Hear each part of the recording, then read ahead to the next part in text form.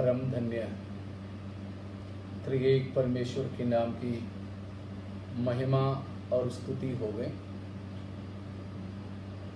हमारे तमाम श्रोता तथा प्रेक्षकों को मानव जाति के उद्धारकर्ता प्रभु यीशु मसीह के पवित्र नाम में मसीही अभिनंदन। आइए हम प्रार्थना के साथ हमारे इस अध्ययन को प्रारंभ करेंगे। हमारे प्रेमी पिता परमेश्वर, यीशु मसीह के वसीले से हम आपके कदमों पर आते हैं। हम धन्यवाद करते हैं, हमें आपने अपना संतान बनाने के लिए हम पर प्रसन्न हुआ। यीशु मसीह के द्वारा आपने हमें पाप क्षमा दिया, लेपालकपन दिया।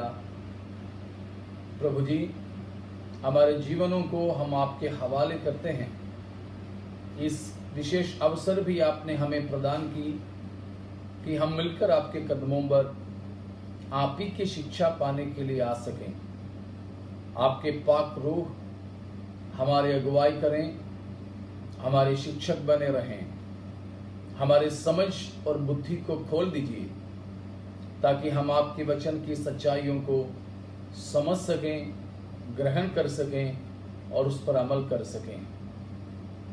तमाम सुनने और देखने वालों के लिए धन्यवाद। नामानाम उन्हें आशीषित करें। मिलकर हम आपके नाम को ऊंचे उठाते हैं। महिमा, आदर, इज्जत आप ही का हो।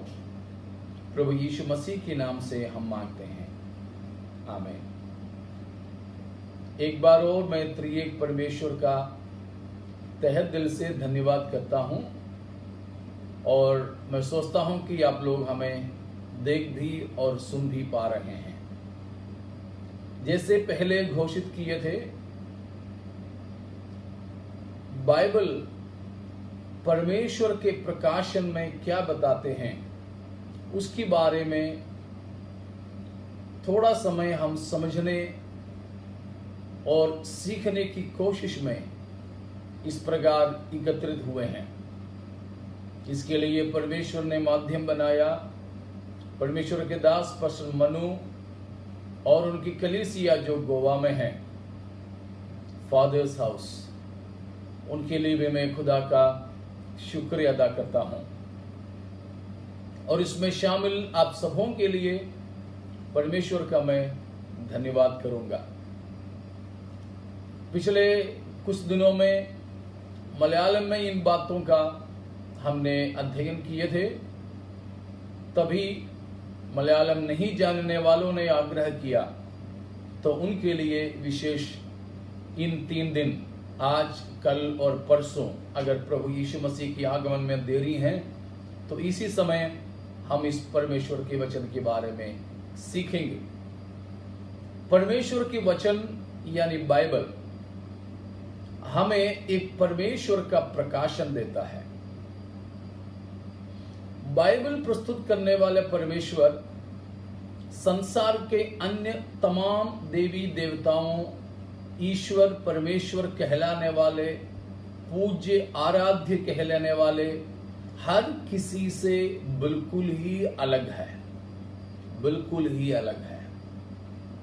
जैसे मैंने उस मलयालम उसमें भी कहा था कि हमारे राष्ट्रपिता महात्मा जी ने ऐसे कहा कि हिंदुओं के ईश्वर,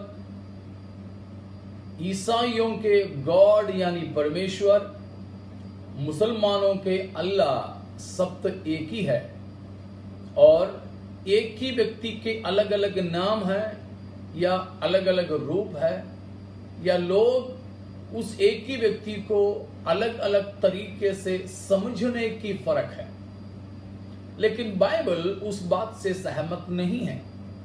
चाहे वो कोई भी कहें, हम उनकी आदर सम्मान करते हैं, जो भी उस प्रकार कहें वह बिल्कुल वहां तक सही है कि शांति के साथ हर किसी को रहना है, किसी को ऊंचा करना, नीचा करना, अवमानना करना, ये बिल्कुल भी नहीं। हम उसकी कोशिश में नहीं। लेकिन बाइबल प्रस्तुत करने वाले एक परमेश्वर है। उस परमेश्वर बिल्कुल ही अलग परमेश्वर है। चाहे व्यक्तित्व ले ले या अस्तित्व ले ले, चाहे नाम लो या काम लो, उन हर एक बातों में बाइबल का ईश्वर बिल्कुल ही भिन्न है, बिल्कुल ही अलग है। उसके तुल्य दूसरे कोई नहीं है। बाइबल के परमेश्वर के समान केवल बाइबल के परमेश्वर ही हैं। तो उसमें परमेश्वर को भिन्न बनाने वाले, परमेश्वर को खास बनाने वाले बहुत से हिस्से हैं, बहुत से बातें हैं। लेकिन वो सब बातें हम यहां मनन नहीं करेंगे।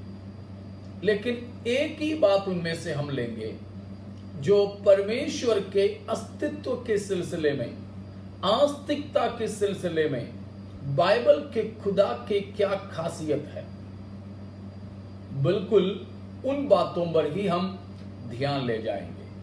जबकि हम इन बातों को मनन करेंगे, सीखेंगे, तो हमको ये बात होना बहुत ही जरूरी है कि पवित्र शास्त्र बाइबल के आधार पर हम इस बात को देख रहे हैं। इसीलिए पवित्र शास्त्र बाइबल पर हमारे ईमान होना, विश्वास होना जरूरी है। दूसरी बात है कि हम बिल्कुल नम्रता के साथ इस शिक्षा प्राप्त करने के लिए आ जाएं। अगर हम नम्र नहीं, घमंडी हो, यह सोचकर कि हम सब जानते हैं, हमने जो जाना है उससे बढ़कर कुछ है ही नहीं और हम ही सब कुछ जानने वाले हैं, सोच करके कोई रहे, तो उनके लिए ये मुमकिन नहीं कि ये सच्चाई ग्रहण कर सके। लेकिन सच्चाई की खोज में हमें रहना जरूरी है। तीसरी बात, इस वचन को या इन बातों को समझने के लिए जरूरी यह है कि हम विश्वास करें कि परमेश्वर हैं, एक परमेश्वर है। परमेश्वर की अस्तित्व पर विश्वास करें। जो परमेश्वर है ही नहीं मानने वाले हो, नास्तिक हो, उनके लिए ये कोई बातें कोई मायना नहीं रखता।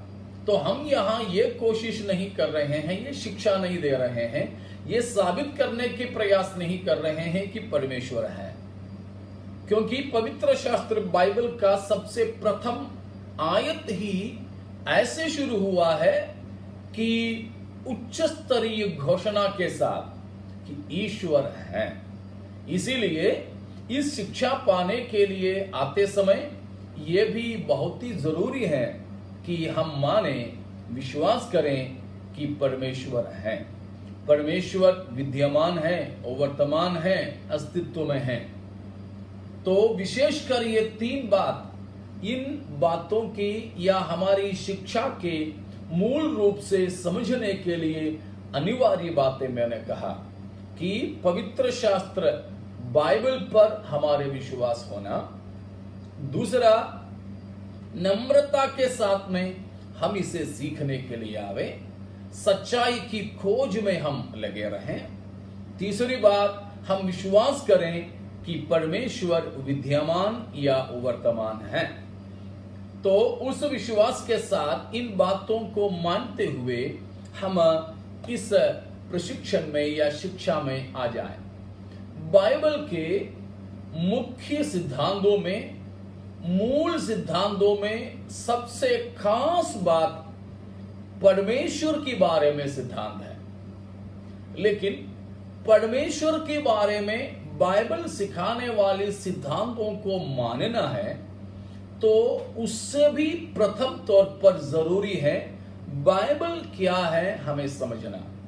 इसीलिए है तमाम मसीही मंडलियों के, विशेषकर पेंटिकॉस्टल या पेंटिकोस की कलीसियाओं के विश्वास की जो पंथ रहते हैं या विश्वास की घोषणा रहते हैं, क्रीड ऑफ फेथ, विश्वास की जो पंथ है, सिद्धांतों की जो घोषणा है, उसमें सबसे प्रथम घोषणा शायद आपको मालूम होंगी वो ये है कि हम परमेश्वर के या पवित्र शास्त्र बाइबल पर विश्वास करते हैं कि यह शाब्दिक तौर पर परमेश्वर की प्रेरणा से लिखा गया परमेश्वर का वचन है।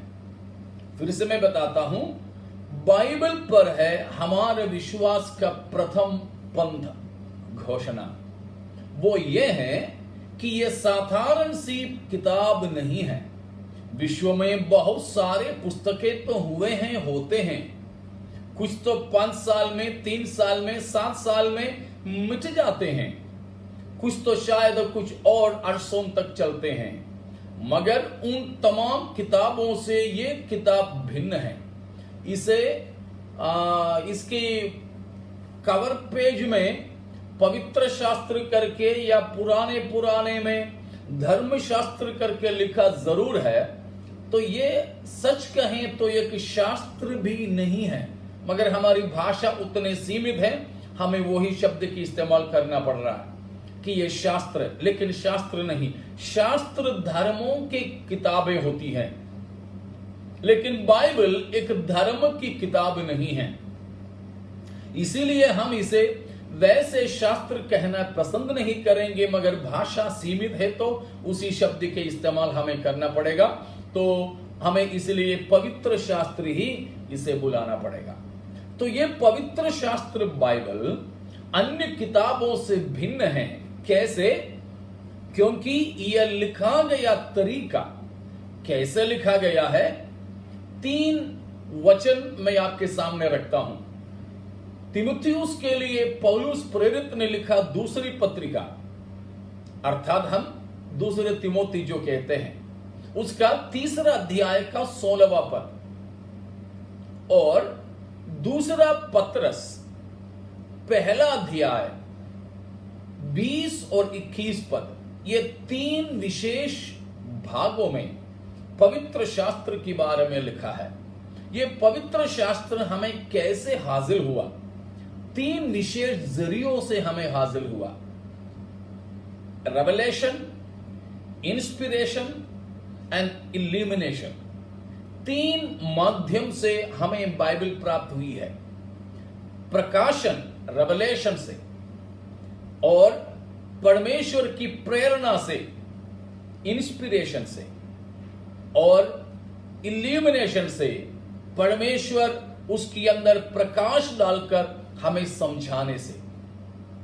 उसमें विशेष हमारे मानना बाइबल की घोषणा 2 तिमोथी 3:16 में यह है कि हर एक पवित्र शास्त्र परमेश्वर की प्रेरणा से रचा गया है।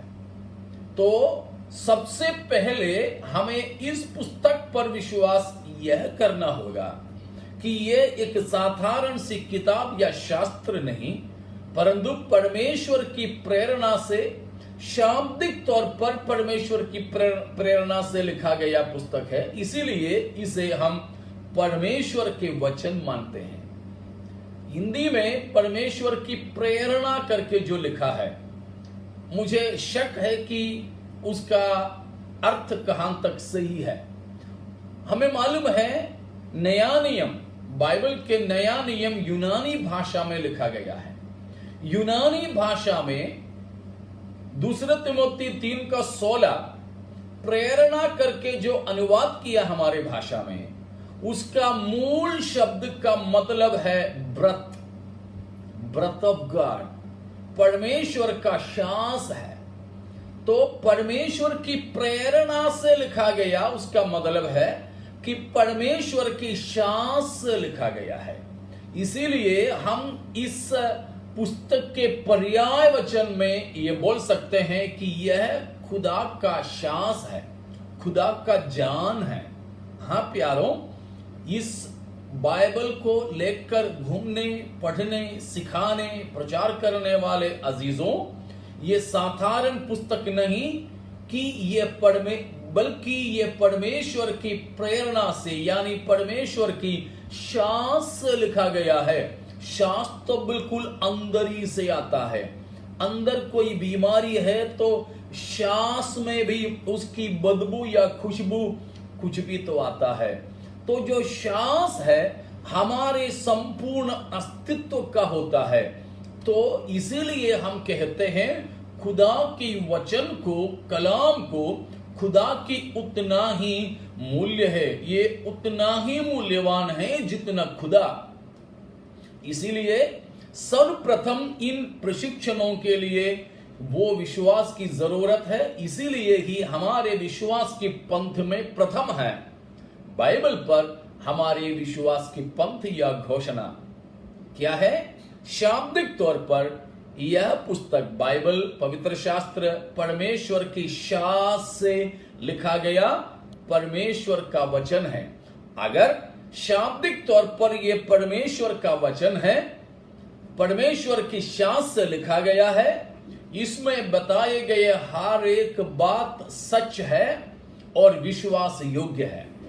उस सच्चाई में सबसे प्रथम, सबसे खास वही हमारे विषय हैं। वो है हमारे विश्वास की पंथ में, विश्वास की घोषणा में, या हमारे सैद्धांतिक पंथ में दूसरा, द्वितीय, वो ईश्वर पर हमारा विश्वास है।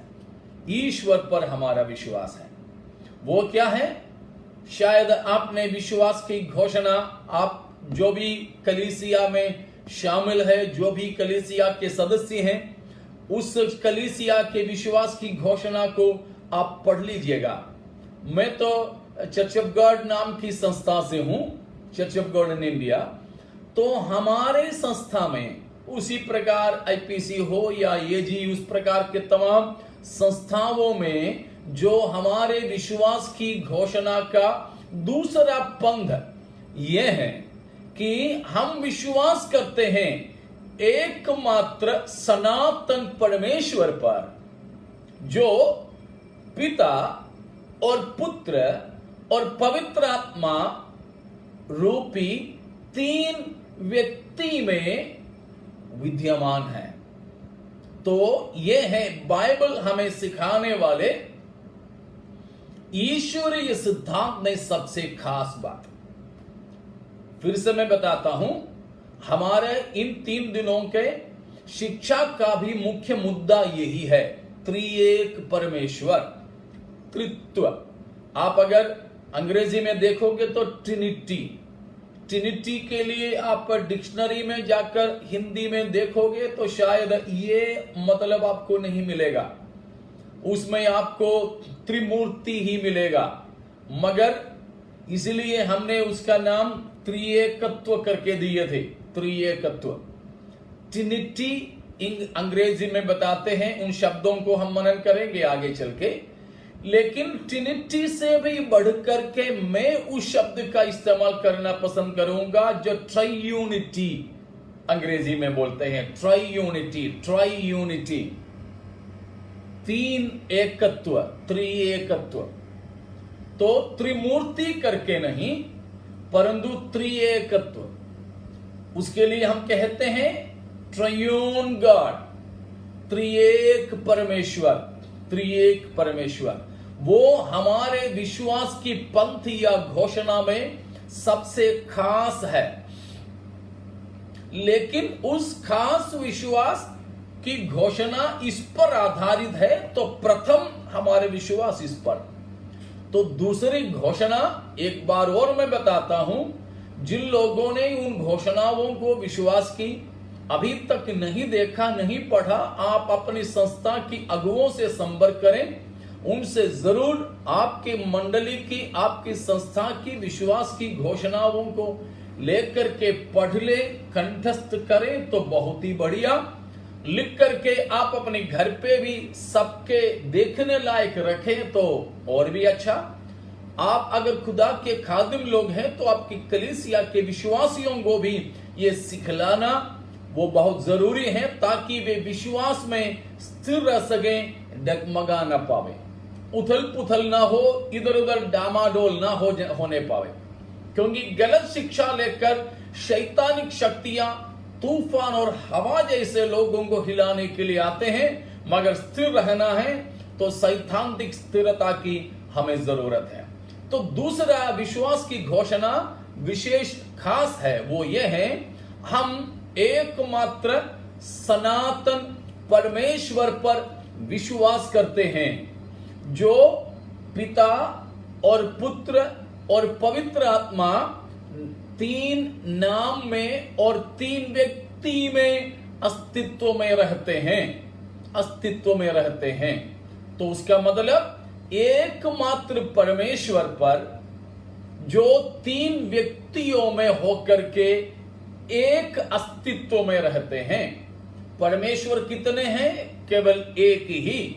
उस एकमात्र परमेश्वर में कितने व्यक्तियां पाए जाते हैं? तीन। कौन कौन? पिता परमेश्वर, पुत्र परमेश्वर, पवित्र आत्मा परमेश्वर। ये तीनों, लेकिन तीन ईश्वर नहीं है, मगर तीनों मिलकर एक ही परमेश्वर है। इसलिए मैंने पिछले बार सबसे पहले एक पंथ की वक्तव्य को इस्तेमाल किया था, जो अथनेशियन क्रीड कहते हैं, अथनेशियन पंथ कहते हैं। उसका 15वां और 16वां आर्टिकल्स है, 15वां और 16वां नंबर का है। वो इस प्रकार कहते हैं कि सो पिता परमेश्वर है, पुत्र परमेश्वर है, पवित्र आत्मा परमेश्वर है। 16वां खंड इस प्रकार कहते हैं, लेकिन वे तीन ईश्वरें नहीं हैं, परंतु वे तीनों मिलकर एक ही परमेश्वर है। सबसे पहले हे अजीजों, हमको पवित्र शास्त्र बाइबल परमेश्वर के प्रकाशन में सिखाने वाली इस बात समझना है कि पिता और पुत्र और पवित्र आत्मा तीनों ही परमेश्वर है, लेकिन तीन ईश्वरें नहीं है, तीनों मिलकर एक ही परमेश्वर है, एक ही परमेश्वर। तो हमारे पवित्र शास्त्र बाइबल हमें सिखाने वाला ईश्वर कितने हैं? केवल एक ही है, लेकिन एकमात्र अस्तित्व में रहने वाला परमेश्वर में कितने व्यक्तियां हैं? तीन व्यक्तियां हैं।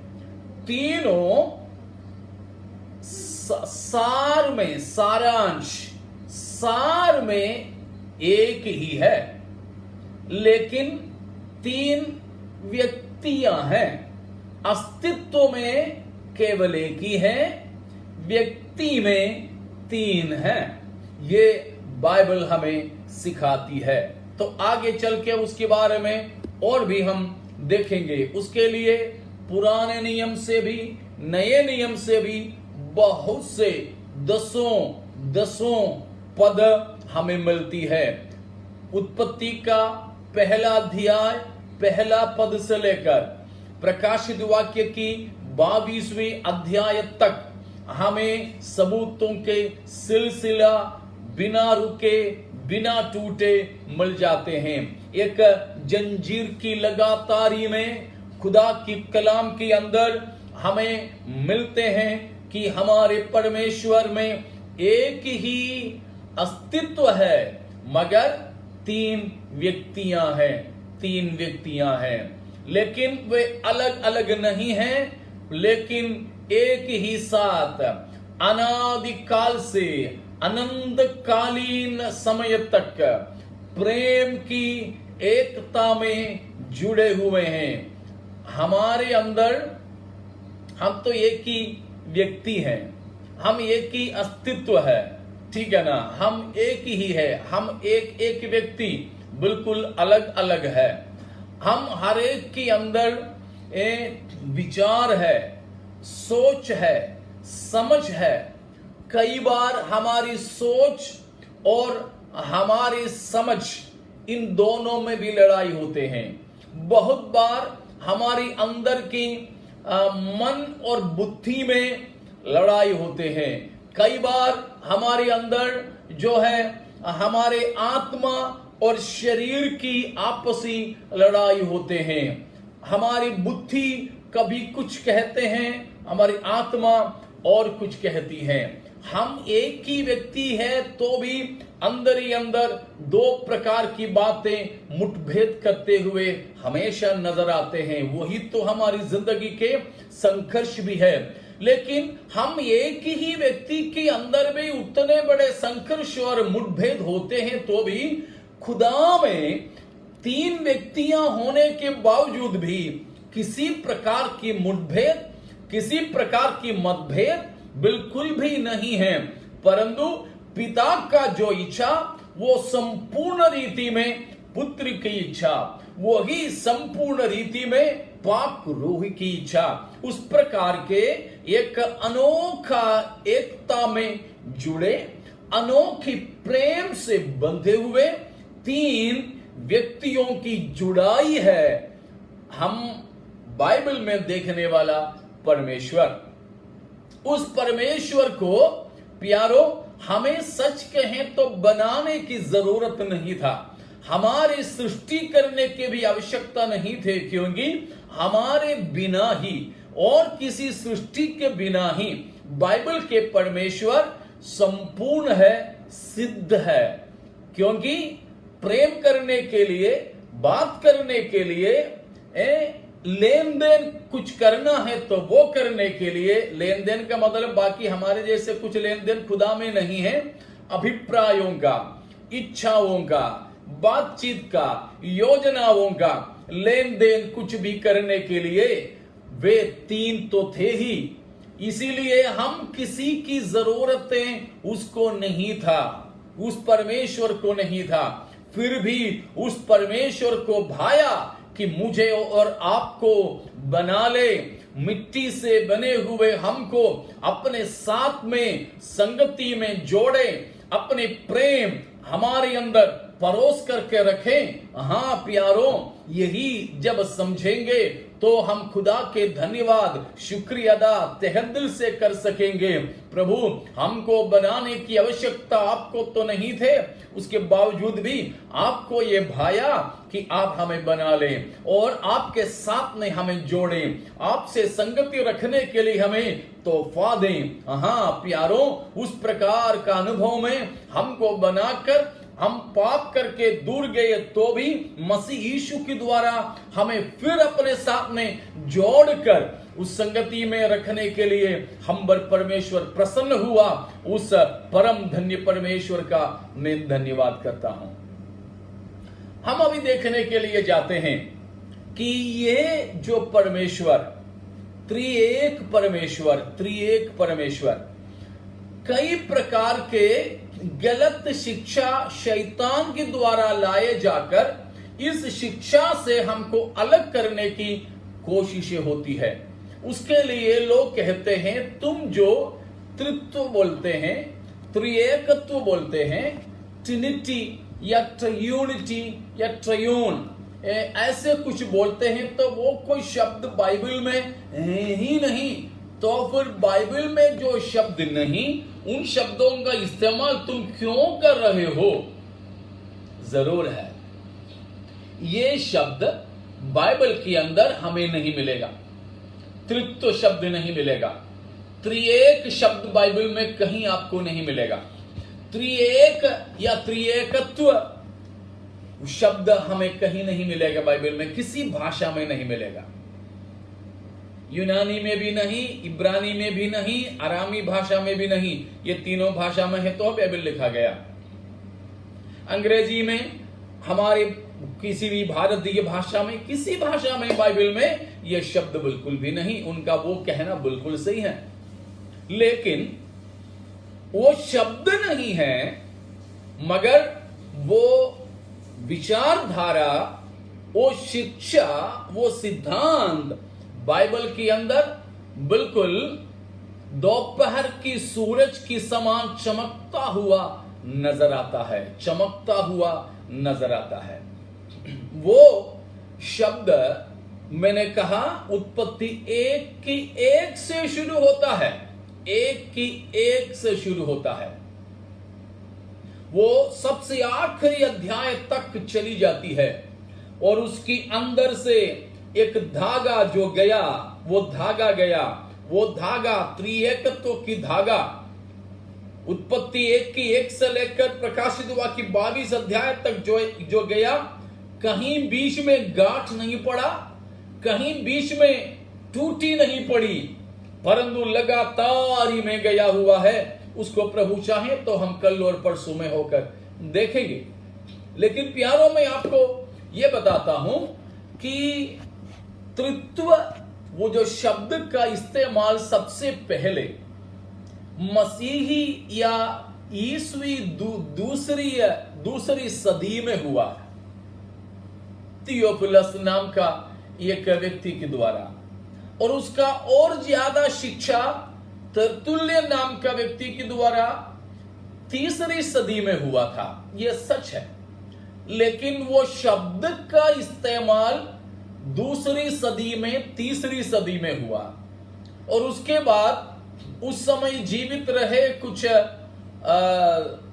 मसीहियत के पंडित लोग, चर्च फादर्स जो बोलते हैं, मिलकर के चौथी सदी में एक पंथ बनाया, एक सिद्धांत बनाया जिसको नीशियन क्रीड कहते हैं। 325 में था वो। उसके बाद ईस्वी 381 में उसको और विपुल बनाया, बढ़ाया, जो अभी भी वो नीशियन क्रीड के तौर पर, निकिया के पंथ के तौर पर जाने जाते हैं।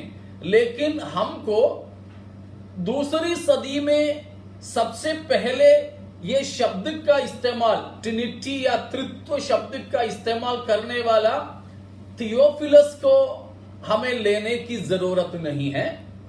हमें दूसरी सदी में उसको और भी बढ़ाकर परिभाषा देने वाला तेर्तुल्यन की भाषा और उनकी विचारों की भी सहारा हमको नहीं चाहिए।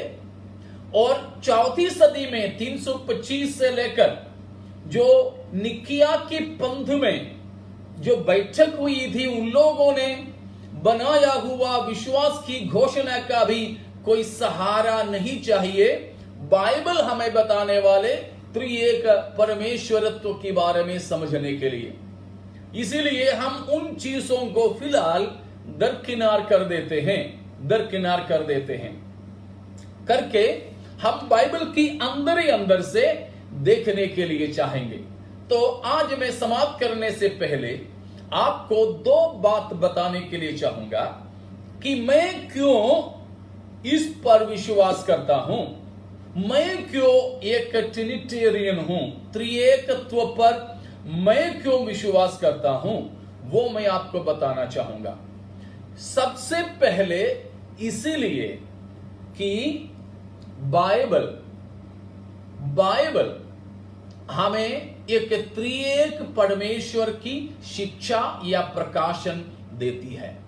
बाइबल बताने वाला परमेश्वर त्रिएक परमेश्वर होने के कारण मैं उस त्रिएकत्व पर विश्वास करता हूं। ठीक है ना? Just because why am I a trinitarian? The first reason because the Bible says so. हमारे विश्वास का मूल, हमारे विश्वास का आधार, हमारे सिद्धांतों का आधारशिला पवित्र शास्त्र बाइबल है। कारण मैंने पहले बता दिया, उसमें 3 शब्दों का आपको बिल्कुल ध्यान देना होगा। 3 शब्द बाइबल के बारे में बताते समय स्मरण रखिए। पहला शब्द इंस्पिरेशन। इंस्पिरेशन का मतलब मैंने बोला खुदा का श्वास है, खुदा की श्वास से लिखा गया, अर्थात परमेश्वर ने अपने ही अंदर की विचारों को मनुष्यों के द्वारा लिखवाया, लटकाया हुआ नहीं है। खुदा ने स्वर्ग से लिख करके लटका कर दिया हुआ नहीं, खुदा ने लिख के दिया। 10 आज्ञा, डेकालोग जरूर है, 10 आदेश पुराने नियम का, वो परमेश्वर ने स्वयं लिख करके दिया था, वो जरूर है। बाकी कुछ परमेश्वर ने स्वयं लिख करके नहीं दिया, परंतु परमेश्वर की दासों को, सेवकों को प्रेरणा के द्वारा लिखवाया है। वो प्रेरणा शब्द का सही मतलब है श्वास से लिखवाया है। उसके परिभाषा है, हम दूसरे पत्रस पहले का 20-21 में जो देखते हैं कि पवित्र आत्मा के अगुवाई के द्वारा परमेश्वर के पवित्र लोगों ने बताया या लिखा हुआ बातें। बाइबल के बारे में दूसरा शब्द है इनफैलिबिलिटी। इंस्पिरेशन पहला, दूसरा है इनफैलिबिलिटी। इनफैलिबल या इनफैलिबिलिटी का मतलब है कि अटलता। अटलता, परमेश्वर का वचन अटल है, यह टलेगा नहीं। मसीह यीशु ने भी कहा आसमां टल जाएगा, पृथ्वी टल जाएगी, लेकिन परमेश्वर की वचन की एक मात्रा बिंदु तक नहीं टलेगा। हालेलुया। हाँ, इस बाइबल लेकर के पढ़ने और सीखने, सिखाने, प्रचार करने और ईमान करने वाले अजीजों, हमारे पास खुदा का वो कलाम है जो कभी भी बदलने का नहीं, कभी भी टलने का नहीं है। आसमां, पृथ्वी, समस्त अखिलांड ब्रह्मांड बदल जाएंगी, प्रपंच बदल जाएंगी। ऐसा दिन आएगा जिस दिन सूरज नहीं निकलेगी, नहीं तो ऐसा दिन आएगा जिस दिन चांद नहीं निकलेगा। आसमां की सारे तारे बिल्कुल अंजीर के, नहीं तो हमारे कोई फल के पेड़ जैसे गिरते हैं वैसे गिर जाएंगे। ये कुछ भी अटल नहीं है। अभी भी देखो कि हमारे भारत की भी कुछ हिस्सों लेकर बांग्लादेश इलाकों में हवाएं चल रही है, हिल रही, समुद्र, पृथ्वी, थल स्थल सब तो हिलते डोलते, लेकिन खुदा का कलाम अटल है। Infallible word of God. तीसरा शब्द है inherent word of God. Inherent, it cannot be errant, error. परमेश्वर की वचन के अंदर कोई गलती नहीं हो सकता है, गलती नहीं हो सकता।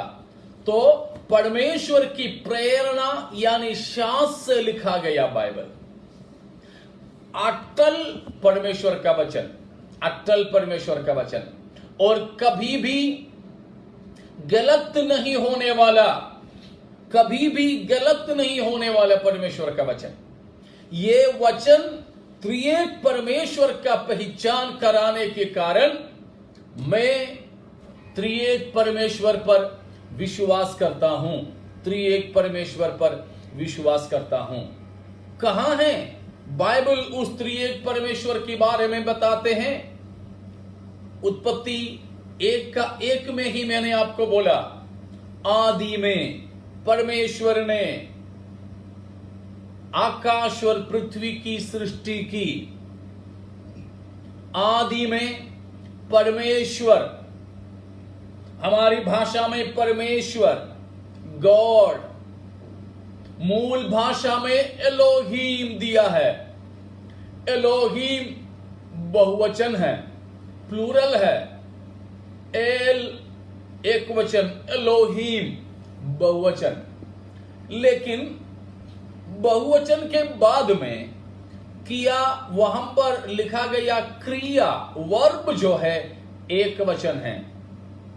जैसे मैं कभी कभी कहता हूं कि जब केरल के लोग, मलयाली लोग उत्तर भारत में नौकरी वगैरह करने आते हैं, हम जैसे लोग सेवा करने के लिए आते हैं, तो हमारी मातृभाषा हिंदी तो नहीं है, लेकिन इधर आकर के हम कैसे भी सीख लेते हैं। मैं भी ऐसे सीखा, इसलिए मेरा भी हिंदी में उच्चारण में हो या फिर पुल्लिंग, स्त्रीलिंग वगैरह में काफी गलती हो सकता है, माफ कीजिएगा, व्याकरण में।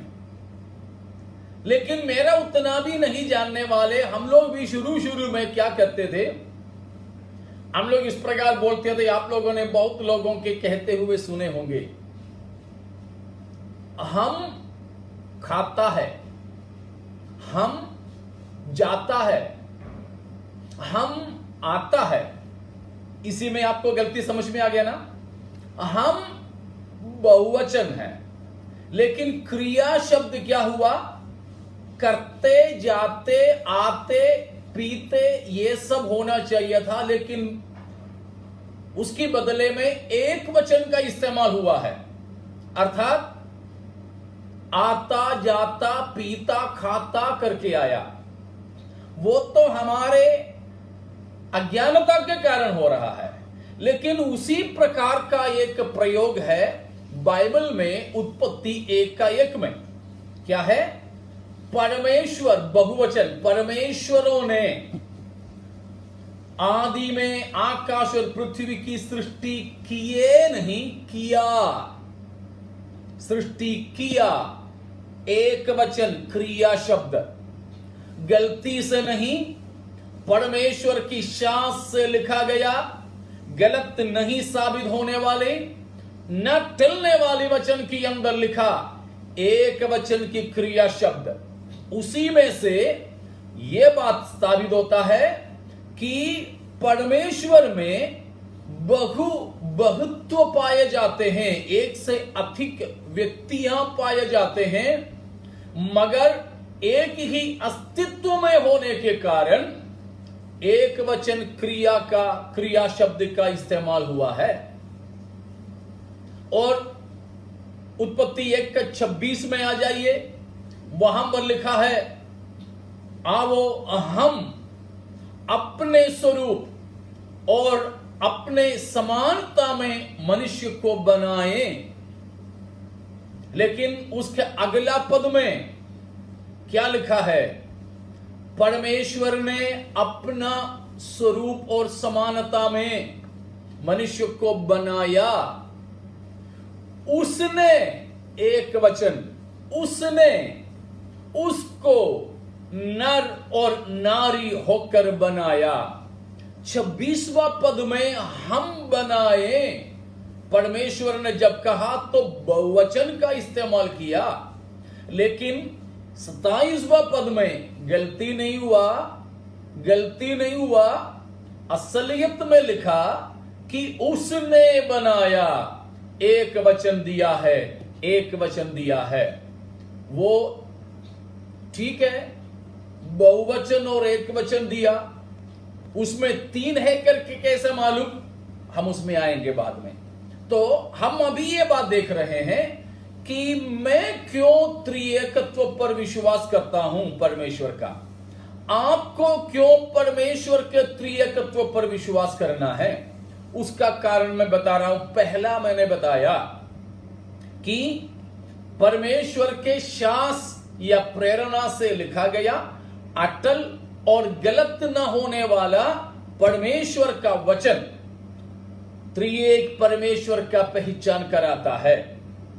दूसरा कारण, मैं त्रिएक परमेश्वर पर विश्वास करने का तीसरा कारण, मेरा प्रभु यीशु मसीह ने त्रिएकत्व को सिखाया और my Lord Jesus Christ himself was a Trinitarian.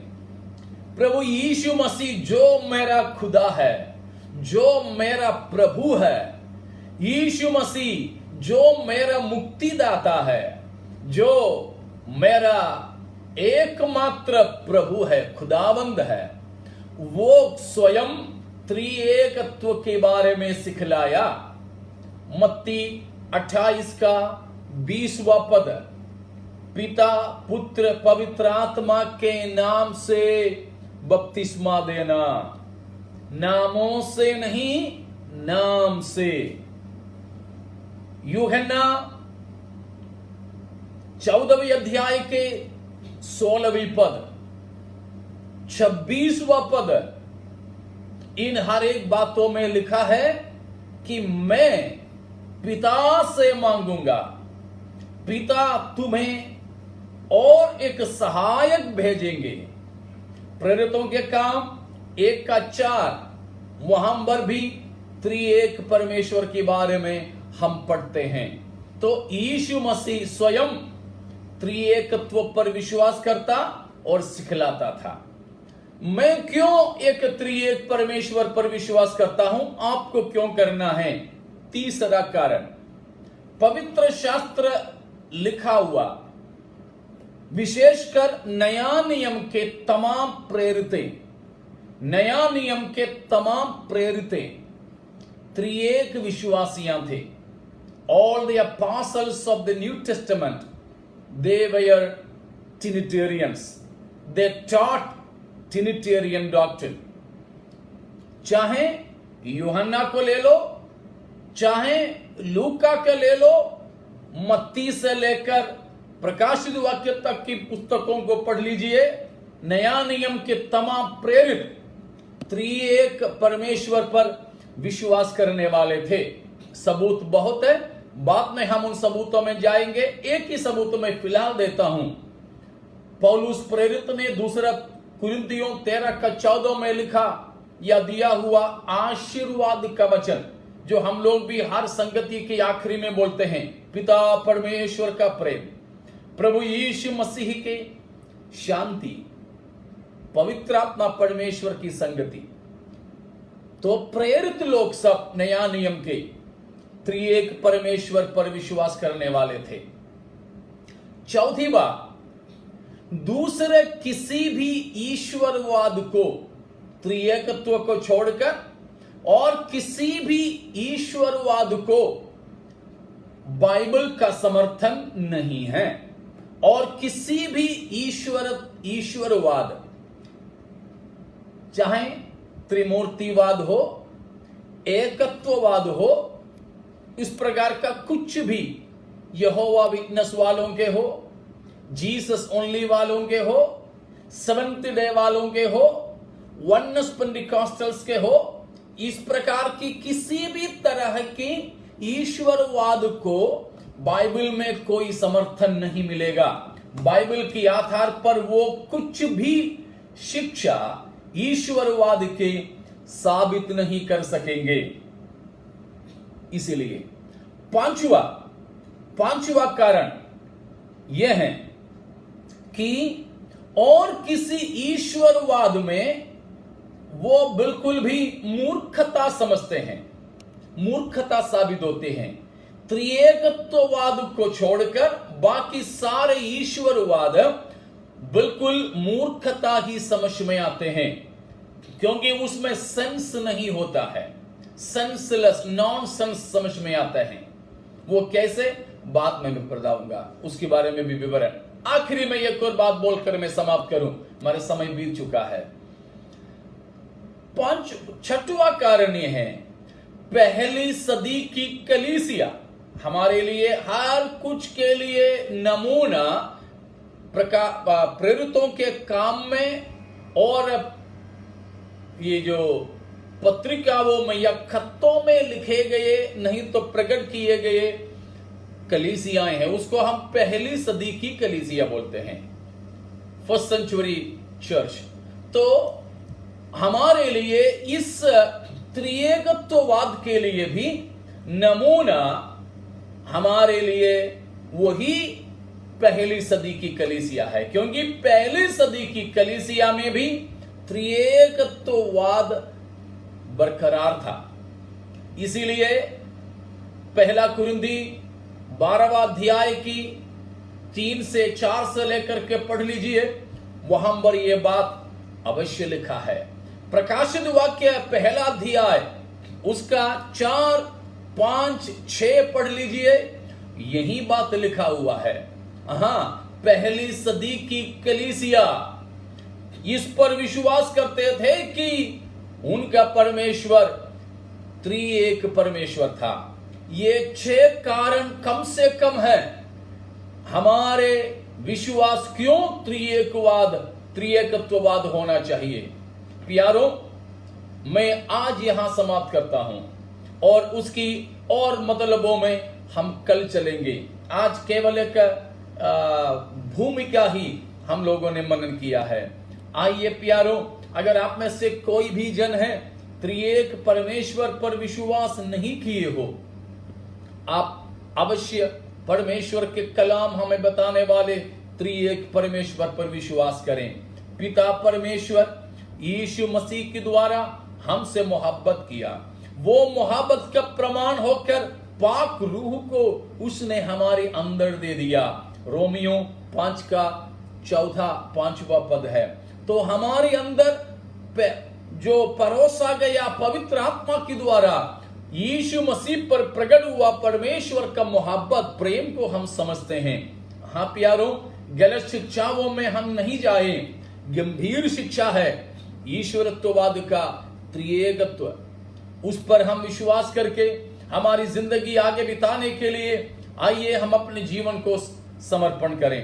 अगर इन विषयों में आप लोगों का कोई शक है, शंका है, तो परमेश्वर के दास पास्टर मनु, उन्होंने नंबर दिया होगा, उस पर आप व्हाट्सएप कर सकते हैं।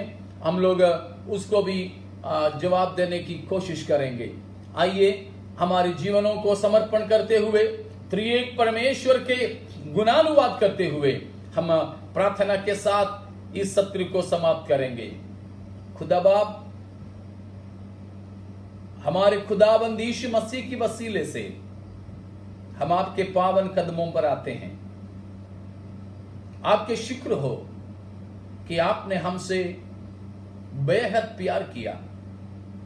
अनादिकाल से अनंत काल तक एक सा रहने वाला ये हमारे आसमानी बाप, आपकी करुणा के लिए क्रूस पर प्रकट किया प्रेम के लिए, तब द्वारा हम नजात के लिए धन्यवाद। हमारे अंदर आपका प्रेम की बदौलत दिए गए पाक रूह के लिए धन्यवाद। आपने हमें दिया अटल और सत्य वचन के लिए धन्यवाद। आपका प्रकाशन के लिए धन्यवाद। ए त्रिएक परमेश्वर, आपकी भय भक्ति और ईमान में हमारी जिंदगी बिताने के लिए, सैद्धांतिक पवित्रता में बने रहने के लिए हर किसी को अनुग्रह दें। इस भेद की बात समझने के लिए हमें बुद्धि और समझ दीजिए। तमाम श्रोताओं को और तमाम प्रकार की जो देखते हैं प्रेक्षकों को हम आपके नाम में आशीषित करते हैं। पास्टर मनु, उनकी कलीसिया, उनकी सेवकाई के लिए भी धन्यवाद। यदि आपकी आगमन में देरी है तो कल फिर से हम मिलकर आपकी महिमा कर सकें। प्रभु यीशु मसीह के नाम से मांगते हैं पिता, आमीन। आप सबको धन्यवाद। प्रभु की आगमन में देरी है तो कल सुबह भी 10 बजे हम फिर जमा होंगे।